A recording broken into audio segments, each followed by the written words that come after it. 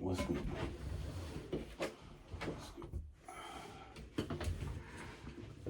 This one's a bit more tailored to me, alright? I already made a video earlier on my other channel, but this one's more looking at me. Yeah, and I want to address something that I'm kind of going through right now. Something, which I've been going through throughout my whole life. But I would say right now, it's weird. But what I'm talking about here is the identity with the self. The identity, well, not with this, but the identity with the body. Okay, the identity with the body. Alright? Now, this is something which manifests in the majority of people's lives. Okay, some will call it the fear of death, because some will call it the fear of not knowing. But either way, it is just the identity with this form that we're taking up. Okay, now you see with me, the best way we can go about this is if we go right back. Now from young, I've always had an issue with death. And even in my own family, death plays a big part. Because before I was born, my mum lost 2 siblings, Well, no, she lost 1 sibling that I never met. And then my mum lost another sibling. And while I was alive, that I never met neither of these people. Right? That's the point. But that's already bestowed, and I see that in my grandma as well. But my grandma's faith, again, I speak about my grandma so highly because her faith is almost like every single transgression that she's had in her life, her faith triples. It's like insane. And I can see how I definitely come from her because it's just like, it's insane. But yeah, I'll see her, don't worry. Because we don't speak the same language. So when we're up there, it's easier because I can just, what's up? Her name's Siggy. I'm like, what's up, Siggy? And then she's like, yeah, I'm good. What's up? We don't need to, I can't speak her language. She speaks Amharic. I don't speak Amharic. You know what I mean? But either way, as I was saying, that's already a foundation within the family. And then obviously as I'm growing up, I have a lot of dreams. I have a lot of dreams in which the death of my siblings would come up. It wasn't really about when I was younger, it was never really about my death. I just need I don't know, it was mostly onto my brother. I used to have these dreams where I think my brother would die and I would really get upset, Because I feel like I remember because I asked my mum, I would like a brother. And then I had a brother. I just remember that. So it was, identity, Again, it's not to say that these are bad things, but these are just I'm just trying to show you what identity means for me, all right? Now, of course, as I get older, the focus shifts more into me. All right, now I'm starting to experience a fear of death. And I would say that I experienced, when I was in the period when I was doing bullshit, the fear of death wasn't really there. I was more running on the adrenaline of life. So I would say it was more whatever fears, the identity shifted away from the afterlife. And the identity became with the fear of how people view me, stuff like that. That's what the fear was focused on. All right, but as I've come out of that phase, I've come out of that phase 2-3 years ago. No, I can't say 2 years ago, but year 12, year 11. If you know, then you know. Year 12, year 11 times. Let's say that I was doing the bullshit year 7 to probably younger than that. Whatever. Cool. In the last 3 years, we've seen a shift, at least for myself, of that fear coming back to death, all right? And that stems from a lot of things. It's coming from, the people around me, the way that they would drive, that would sometimes instill fear in me. Just things like this, I was just, the situation, death was getting highly amplified, at least for myself, all right? As in that fear of death, okay? And this is coming up even into the last couple months now, into this year. That fear of death is still there. And then now, where I would say I am now, is the fear of death is not coming from death, and I can't even call it a fear. But there is just parts of the identity. The only way I can describe it is that there's parts of the identity that I've not uncovered. That's the only way I can describe it, because even though if you see my videos, the way that I speak is the knowledge is there. I know there's more. I know there's more. But the identity doesn't know it's more. You know what I mean? There's something within me which knows there's more, but the identity is still doing its job. You know, and this is what I wanted to bring into this video, and just using the fear as definite example. But this identity with the body, all right, is a very, very strong feeling. It's not something that can be wished away, or it's not something, you know, it's only through living experience in which the identity with the body gets withered away. And we can see that in my own journey, in the way in which, as my consciousness has expanded from when I was youth to now, to the moment I'm in now, even in the last couple of months to now, we can see how the identity is shedding. Because again, it makes sense that identity sheds, because the younger you are, the more identity you're more likely to have with this body, you know, at least if you're on this sort of path. But in the sense that as my consciousness expands, identity sheds, but identity is still there. So those underlying tones of fear, let's say, is still there. And it's a very confusing experience for me, you know, because again, I already told you, I'm a big watcher of Spiritual Resonance, which is another channel which is made by Yash, and it kind of really touches down on the shit that, and the funny thing about Yash is the first time I've ever seen anyone in my whole life that gets it, you know.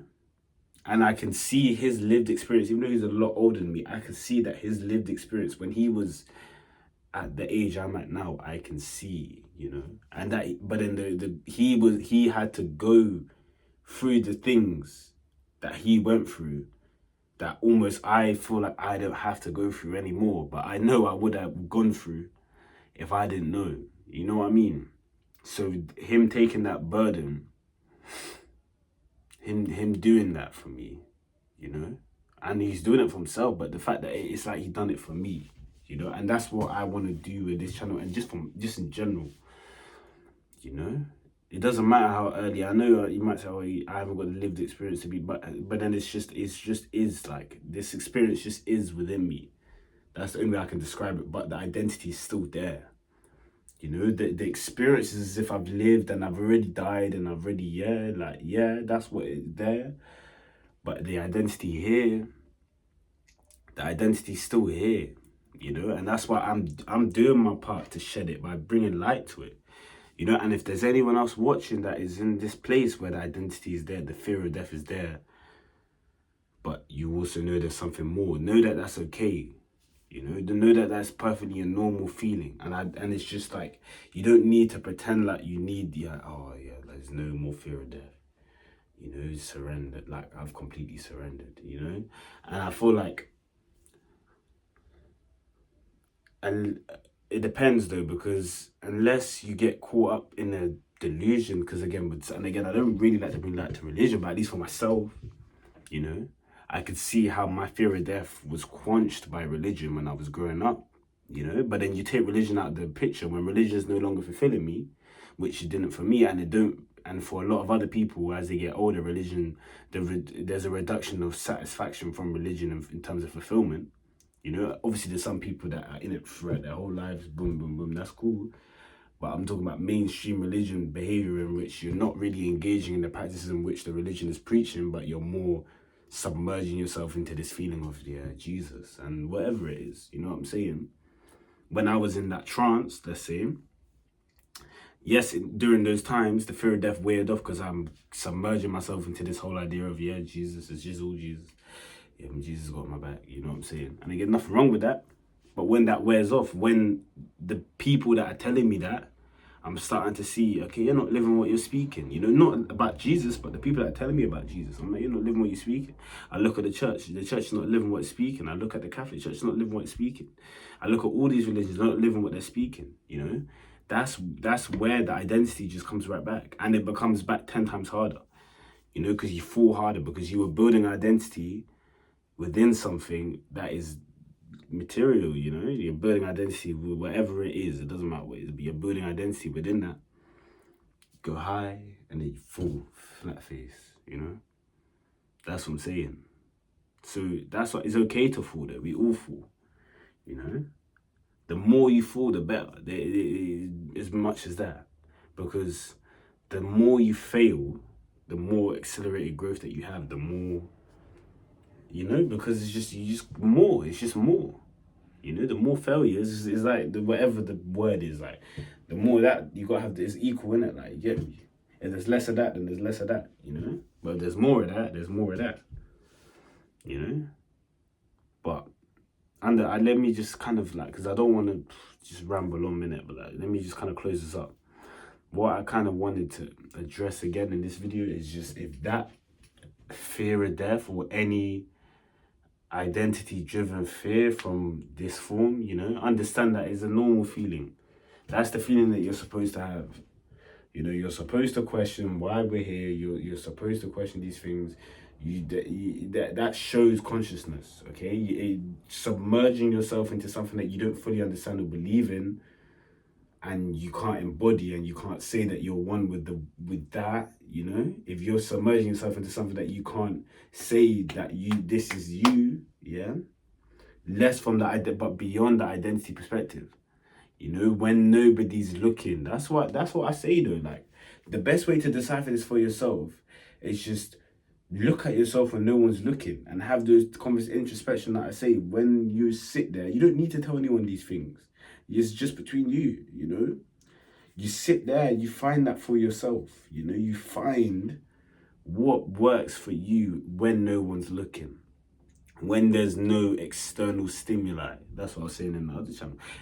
When there's no external stimuli and you're there and you're thinking, because again, external stimuli, yes, it might have residue in your thoughts or whatever, like, I'm not saying that, but when it's not actively, yeah, you know what I'm saying? When it's not actively, you just sit there and you find your feet, just find it. It's not about find what works for you right there. Okay, I'm gonna do this one time, that's it, it's perfect. It's just about the more you do it, the more you find your feet in doing it. And I can see that for myself in introspection. Like, it's now coming into a more automatic like phase. Like, it's just, but not like snap, but it's like it's just because of the more I've done it, the better I've got at it, really, you know? And it's like, when I was first doing it, it was very, like, I was very confused because I didn't know what to do. You know, it was just more me observing the mess that I was in, especially when it came to girls, because a couple, like, I'd say a month or two ago, obviously right now I'm in a place where it's lighter a bit right now because I had a situation, I believe it was a karmic situation that was able to kind of reduce this hunger, this need for go, you know, and then I can talk about that in another video. But when I was going through that, I used to sit there and used to think, oh my God, like, I'm just getting fucked up by the fact that I don't have any girl to speak to.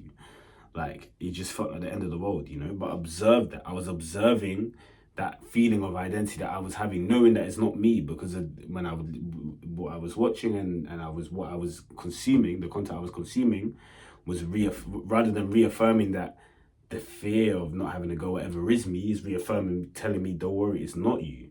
You know, so because I had that comfort, good external stimuli, because we can have good external stimuli, you know, but again, you have to find that for yourself. You have to find it only if it aligns with how you want to feel when you look within yourself, you know. So when I'm there and I'm thinking, okay, I'm getting fucked up by these thoughts about all these girls, but I know I'm not these thoughts, it's a much more relieving and lighter feeling, even though that punching of whatever that feeling is still there, rather than me kind of submerging into that feeling of, okay, like, there's no girl, so I need to go.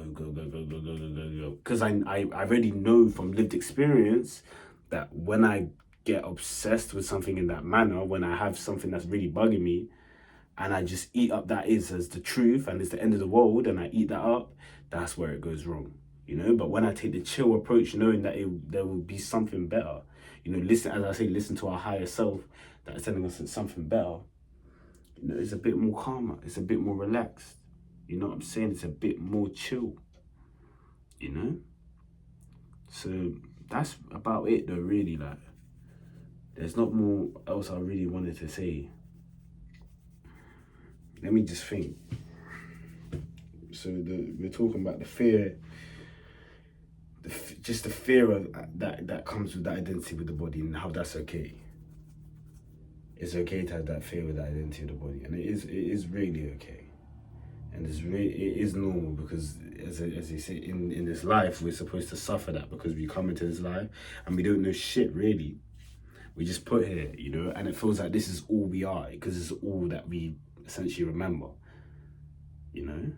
But then some of us, like me, feel like there's something more already imprinted within us that we need to go remember again. You know what I mean? Like, that's how it always felt for me. Like, from young, it just always felt like there was something else I needed to remember. There was something else missing, you know. And of course, that used to drive me mad, because again, I used to swallow it up as the end of the world. But when I started taking the more chill approach, when I just literally, it was like automatically, I just decided, like, I remember when I deleted social media and stuff, like, it wasn't for the reason to, find the answer. But I remember it was just, my cousin advised it for me. He was talking more from just to be a real G, like, kind of perspective. And again, he's right in that sense. But like, it was not for a spiritual purpose. It wasn't for the purpose that it's become now, you know. But then it was just like, because, you know, let me just lighten the baggage, because my life is a bit loud. It was a simple, basic reasoning deduction that I made to lighten the baggage in my life. And now I stick and I live by the whole concept of lightening the baggage in your life, making sure that the external stimuli that you take in is just specific and is something that you're actually drawn to, rather than over accumulating the stimuli of all different shit. Like, because I remember, like, I was literally yesterday when I was in the shop, I was literally just having a thought about how the shop is just crazy. Like, if you don't know what you're gonna buy, these shops are crazy, because there's so much external stimuli, so many things that you can get, like, especially in Marks and Spencer's, because it smells so nice. So it's just like, ugh, I need to get this, I need to get that. And then I had to just say, bro, no. Hummus and pita bread, that's what you wanted to get, that's what you get. You know, knowing, just lightening the baggage in the sense, knowing what you want to get, you know, is always better than falling for the external stimuli and then calling it that you're just going with the flow, you know, because you could scroll on TikTok and say, oh, I'm just going with the flow. Nah, you need to know, you have to have some sort of substance of what you stand for. All right, but that's about it, really.